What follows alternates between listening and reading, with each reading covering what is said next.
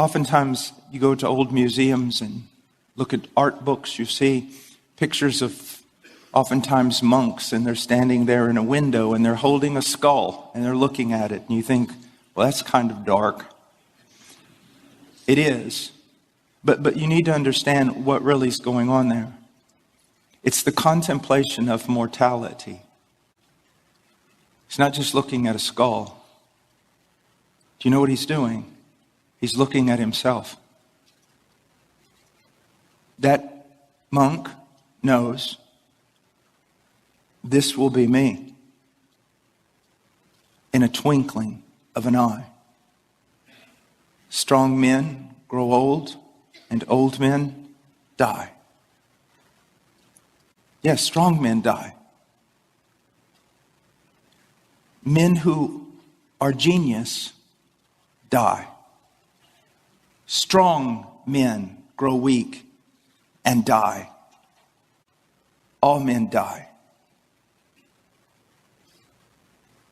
Have you really grasped that as a man? I don't mean just played around with it and laughed and told a joke about it. Have you sat down and really thought about this? You're going to die. And everything you lived for outside of the will of Christ is going to burn. Everything. You say, well, but I'm not a missionary and I'm not a preacher. If you're in this church, you know better than to use that language. You can be a policeman and be a policeman every moment of your life for the glory of God, and he takes it as service. You can be a doctor. You can be a ditch digger. You can work construction. So don't play that game.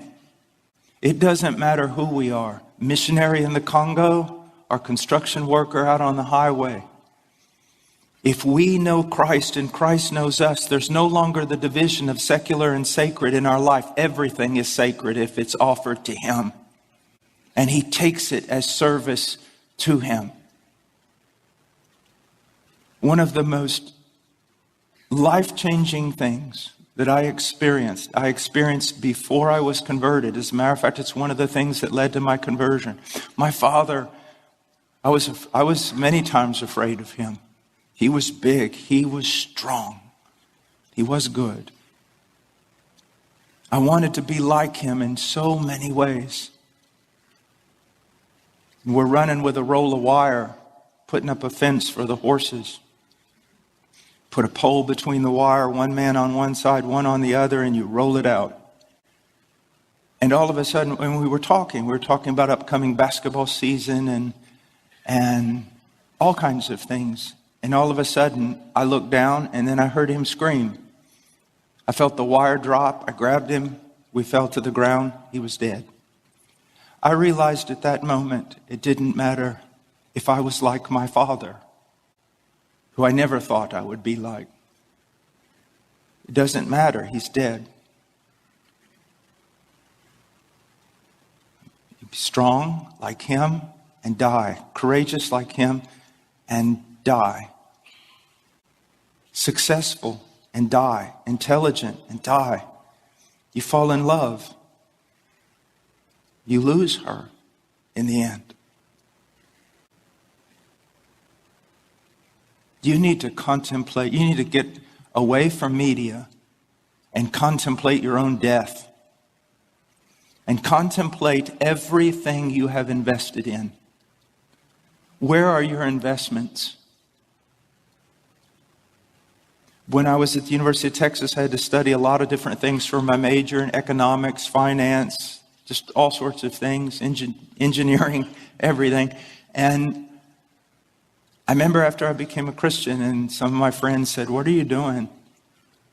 And I said, "I'm not doing anything that I wasn't taught in class."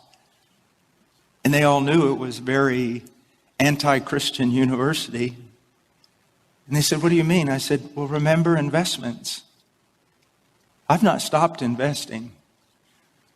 I've just traded up.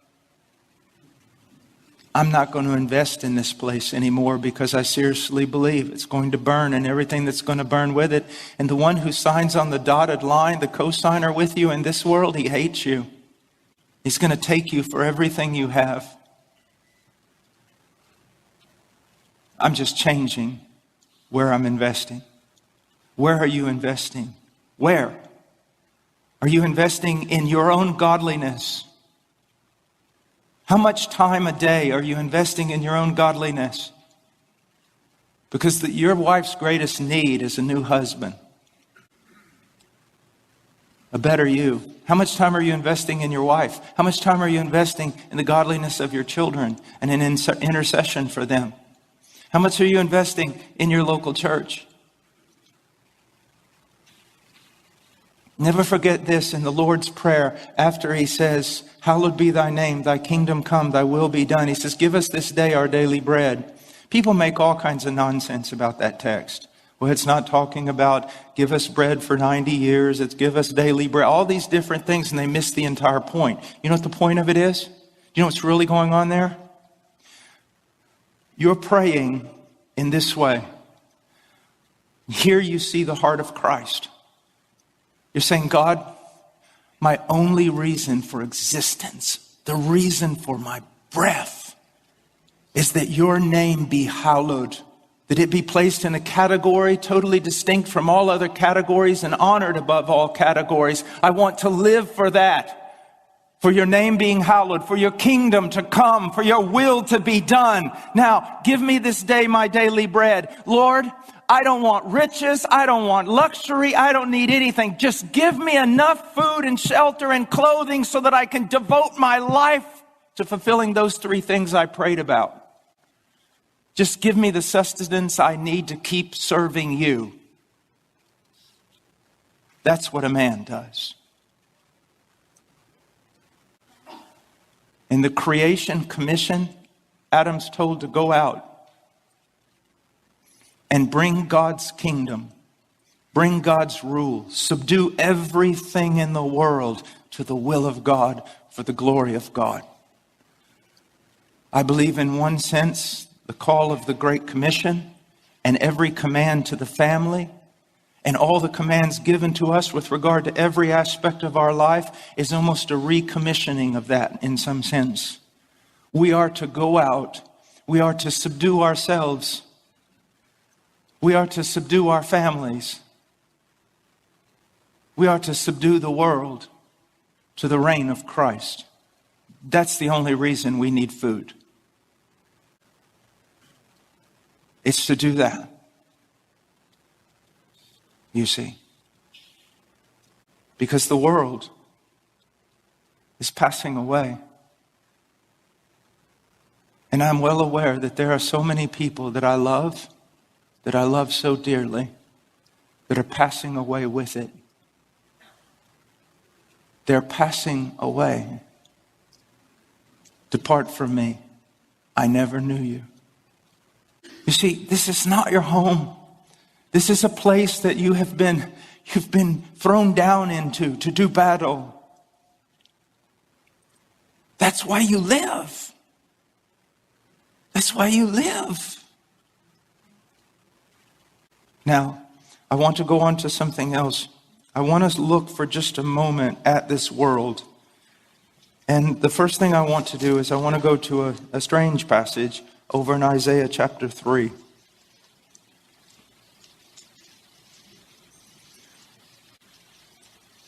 God is bringing judgment upon a people in this passage. God is bringing judgment upon a people. And he says in verse 1, Isaiah chapter 3, verse 1, for behold, the Lord God of hosts is going to remove from Jerusalem and Judah both supply and support, the whole supply of bread and the whole supply of water. So he's going to remove this. But what else is he going to remove? The mighty man and the warrior, the judge and the prophet, the diviner and the elder, the captain of 50, and the honorable man, the counselor and the expert artisan and the skillful enchanter. One of the greatest acts of God's judgment upon a people is when he removes the noble men from leadership, when he removes the entire population of noble men, and there's nothing left but ignoble, weak men. Now, who would dispute with me today and say this passage has no application to the United States of America? I travel around the world. I see men, strong, angry, and many of them mad at us. I come home. I see silly older men playing with toys. I see little boys playing with video games. And I see most people no longer even knowing what bathroom they should go in. We are under the judgment of God.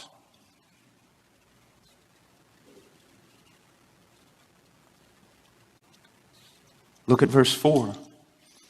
And I will make mere lads their princes, and capricious children will rule over them, and the people will be oppressed. Once again, this is our world. I've been amazed for the last 30 years, and especially in sitcoms and things like that. Isn't it amazing that the parents, especially the dad, is always portrayed as, even if he's kind-hearted, he's foolish and really doesn't understand anything about the world. And in the end, the children are the ones that are the counselors. But you know what? Most Christian men saw things like that and couldn't even discern there was a problem. Why? Not in the Word. Not in the Word. Not with men of the Word. And I think both those things are almost equally important. Brothers, the only thing that's going to keep you from this is the Word, the Word, the Word. My wife one time was teaching a group of women in Romania, and finally, after a couple of days, one of them said, Miss Chato, we really love, your teaching and your help, but on every question that we've had, you've basically said just the same thing. We need to be in the Word. Why do you do that? And she said, well, because you need to be in the Word. I'm sorry. Isn't in a way, it's really wonderful that it's not mystical, that you don't have to climb up to heaven or drive yourself down into hell to grow. Isn't it wonderful that it's really quite simple? Read the Word, fellowship with godly men, fellowship with your wife, fellowship with your children around the Word, learn the Word. Isn't it wonderful that it's really that simple? And isn't it terrible how accountable we're going to be on that final day because it was so simple? I didn't say it was easy, but it's simple. There's no mystery to it. No esoteric knowledge that you need. You need the Word. Now, look verse 5. And the people will be oppressed, each one by another, and each one by his neighbor. And the youth will storm against the elder, and the inferior against the honorable. Is that not our society today? Is that not exactly where we live? Now, look at verse 12. O my people, their oppressors are children, and women rule over them. Now, most people, when they read this, they think, yeah, wicked women ruling over men. But there's two possibilities here. One has to do with someone like Jezebel, who was a wicked woman who sought to usurp authority and everything else. Then there's also Deborah. Deborah's kind of difficult to explain, isn't she? Here she's raised up this leader.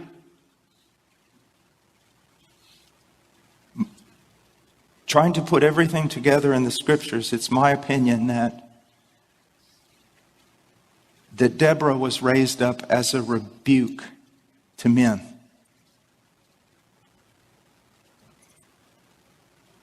And at no fault of her own. Do you know how many young girls, now young men, you listen to me. I travel all over, even here, even in my own church.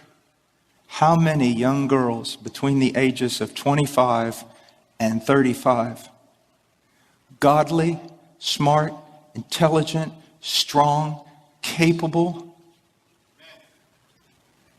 and they say, are we going to be single all our life? Our only option is to be single all our life, or to entrust our lives to boys our age who, when they get a little bit of extra money, buy cool tennis shoes or another video game. What are we supposed to do?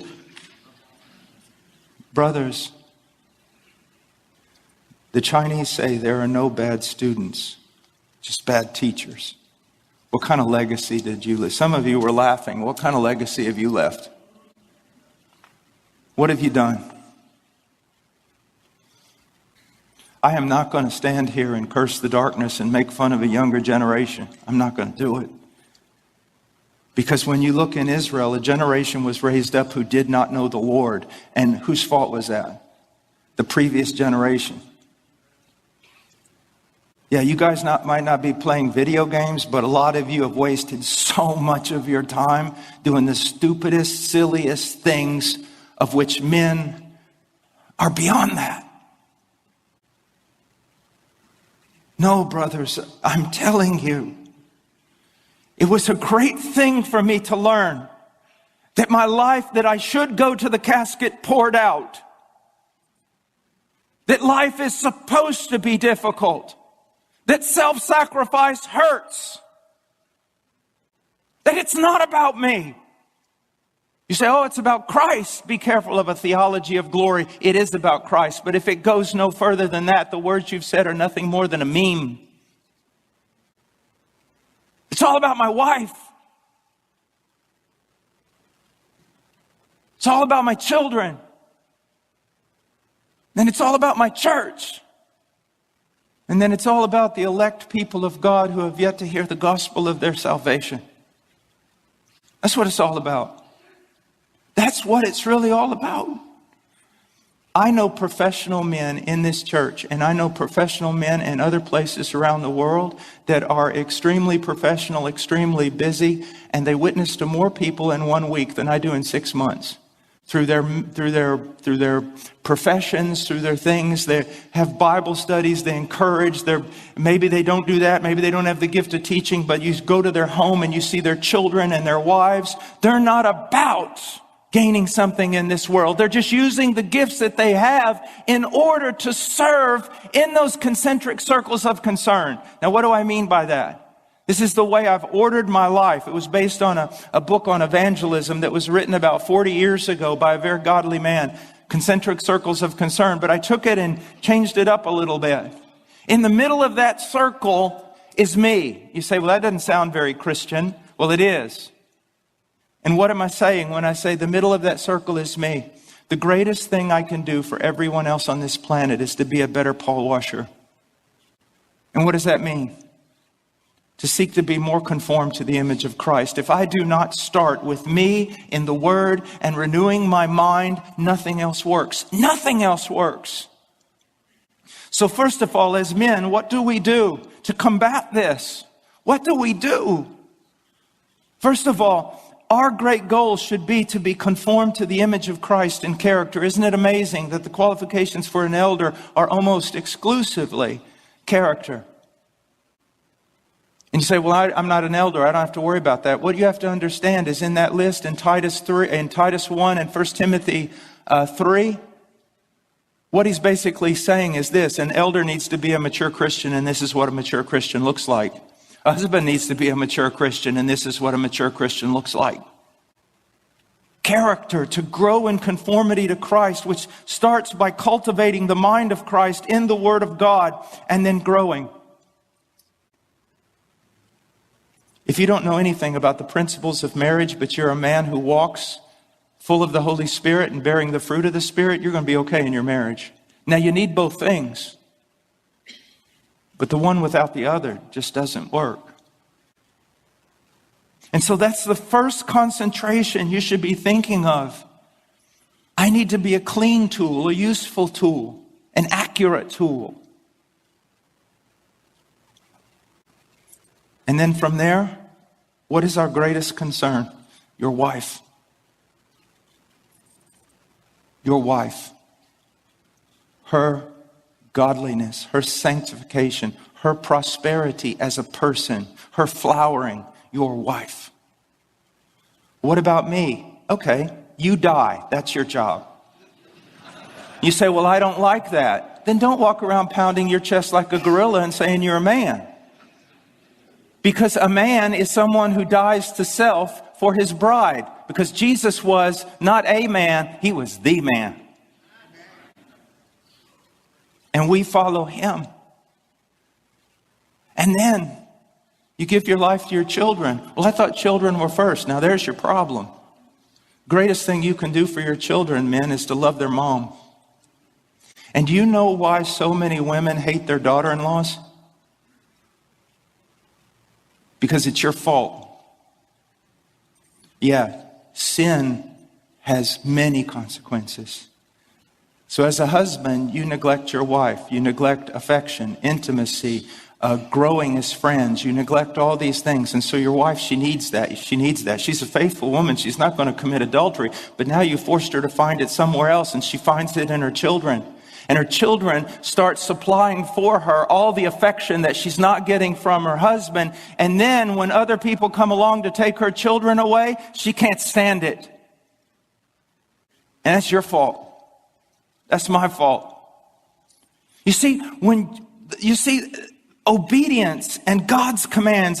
I can remember looking at a certain thing in Hebrews 10, taking Hebrews 10 and then seeing how it seemed like the entire Bible was interwoven into that chapter. It was just unbelievable. And you've got to see that in every aspect of our life, everything is interwoven. And if there's a thread that breaks loose here, everything else starts to come undone. And so that concentric circle of concern, it is to give myself to my wife, then to give myself to my children, and then to give myself to the people of God. And then to give to myself to the world in the sense of sharing with them the gospel of Jesus Christ.